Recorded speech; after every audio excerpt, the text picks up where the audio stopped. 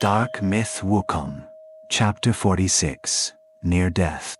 At the very moment when Sun Wukong was engulfed in overwhelming grief, void salvation flower swirling around, Tang Sanzang suddenly radiated a surge of excitement and joy. Yet, the immense sorrow still lingered, refusing to dissipate. Startled, Sun Wukong's divine sense surged forth. He poured all his consciousness into Tang Sanzang's cold, rigid body, probing inch by inch, desperately searching for a sliver of life. Sun Wukong believed the void salvation flower would not display such surprise for no reason. If the flower was not simply acting up, then it must have sensed that Tang Sanzang was not truly dead, that there was still a glimmer of hope. Sun Wukong was unwilling, unable to accept this death. He could not bear the thought that Tang Sanzang would perish in this desolate, frozen wasteland, rather than on the road to the west, or at the hands of gods and buddhas. How could a saint who had attained enlightenment meet such an end? Suddenly, Sun Wukong recalled something. As a saint, when he achieved sainthood, the heavens resounded with celestial music. Golden lotuses blossomed from the earth, and Buddhist chants echoed all around, a truly magnificent spectacle. If someone of such stature truly died, there would surely be a great disturbance in heaven and earth. Yet, during all the time he was frozen, he had not sensed any such phenomenon. This could only mean that Tang Sanzang was not truly dead, but had instead fallen into a state of suspended animation. His divine sense and soul must still be hidden somewhere within his body. With this realization, Sun Wukong became even more determined to search thoroughly. He remembered that when he killed Tathagata, there had also been no sign of a heavenly disturbance. By all rights, with Tathagata's cultivation, his death should have shaken the heavens. But nothing unusual had happened that day. Could it be that Tathagata was not truly dead either? Yet, Sun Wukong had clearly crushed both Tathagata's body and soul that day. How could he have escaped? Even when he killed the flowing light, myriad worlds Buddha, and the bright self-existent Buddha, there had been no sign from the heavens. Unless the heavenly Tao itself was in disorder, these figures must not have truly perished. The thought sent a chill down Sun Wukong's spine. Was the Buddhist sect truly so terrifying?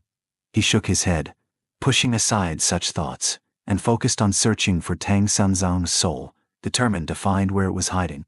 In truth, Sun Wukong's speculation was very close to reality. Tathagata had indeed not truly died, and neither had Tang Sanzang. Only the bright self-existent Buddha and the flowing light myriad worlds Buddha had truly perished. But since they were not natives of the Pangu world, their deaths did not elicit any response from heaven and earth.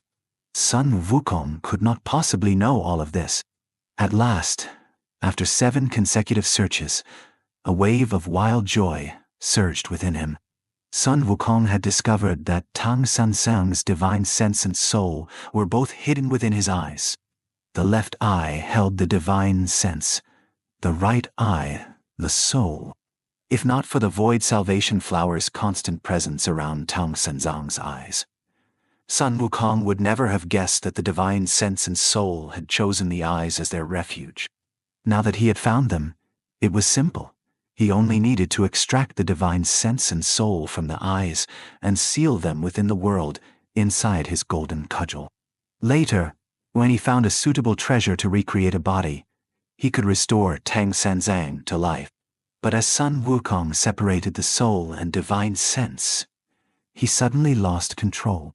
He watched as they forcibly broke free from his grasp, circled Tang Sanzang's frozen body 3 times, and then plunged straight into the void salvation flower hovering above Tang Sanzang's brow. Sun Wukong was stunned. Just how miraculous was this void salvation flower, that it could even contain a soul and divine sense? Truly, an ancient artifact of unimaginable power. Shaking his head, Sun Wukong gently cradled Tang San's body. He resolutely turned and began to walk away, step by step, without using a trace of magic or summoning his somersault cloud relying solely on his own strength. Across the desolate extreme north ice plain, a solitary figure trudged onward. If one looked closely, they would see that he was carrying another person on his back, traversing the most dangerous land in the three realms with nothing but his own body. For 7 days and 7 nights, Sun WuKong journeyed before finally leaving the extreme north ice plain. By then, his entire body was encased in a thick layer of frost, resembling a primordial man emerging from 10,000 years of ice. His body was covered in wounds, the most severe being a gash on his right thigh, deep enough to expose bone, and now frozen purple.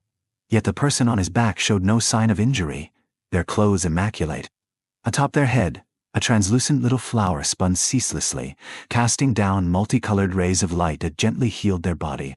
These two were, of course, Sun WuKong and Tang Sanzang. Originally, Sun WuKong had planned to carry Tang Sanzang out of the extreme north ice plain. But suddenly, a crimson light shot toward him, arriving in the blink of an eye. With no time to set Tang Sanzang down, Sun WuKong immediately turned, left leg stepping back, right hand raised to intercept the onrushing red light. Instantly, the ground beneath Sun WuKong's feet cracked for thousands of miles, but the crimson light also came to a halt. Sun WuKong looked closely and could not help but exclaim, "Big brother! Big brother, don't you recognize me?"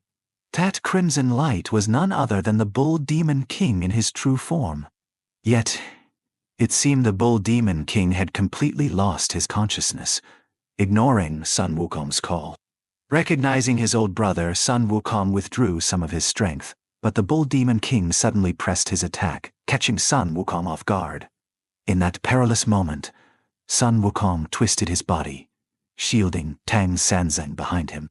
But the Bull Demon King was equally agile, lowering his head and driving a razor-sharp horn straight into Sun WuKong's left thigh. A surge of excruciating pain nearly made Sun WuKong lose his grip. Fortunately, he gritted his teeth and held on, refusing to let Tang Sanzang fall. But the Bull Demon King was relentless, swinging his horn again to carve a wound deep to the bone. Seizing the advantage, the Bull Demon King charged forward, his massive head slamming into Sun WuKong's abdomen. The tremendous force, combined with the injury to his leg, nearly knocked Sun WuKong to the ground, but he managed to stay upright. It was only because he had been caught off guard and unprepared. Sun WuKong suffered such a grievous wound. Once he became serious, he instantly conjured an oval-shaped water barrier, enveloping himself completely. No matter how the Bull Demon King rammed and struck, he could not inflict the slightest damage on the water barrier. Its defensive power was truly terrifying. This was the might of the third water element Godstone, and the first time Sun WuKong had fully absorbed a 5-colored divine stone. The earth and metal stones had already taken human form, their original essence nearly depleted, so fusing the metal stone had not greatly increased his strength. But now, the power of the 5-colored divine stone was fully unleashed. A single water barrier could withstand the Bull Demon King's full force. Standing within the barrier, Sun WuKong let out a long sigh. With a thought, the void salvation flower atop Tang Sanzang's head floated out, effortlessly passed through the water barrier, circled the Bull Demon King 3 times, then quietly returned to its place above Tang Sanzang's head. The Bull Demon King stood there, dazed and motionless.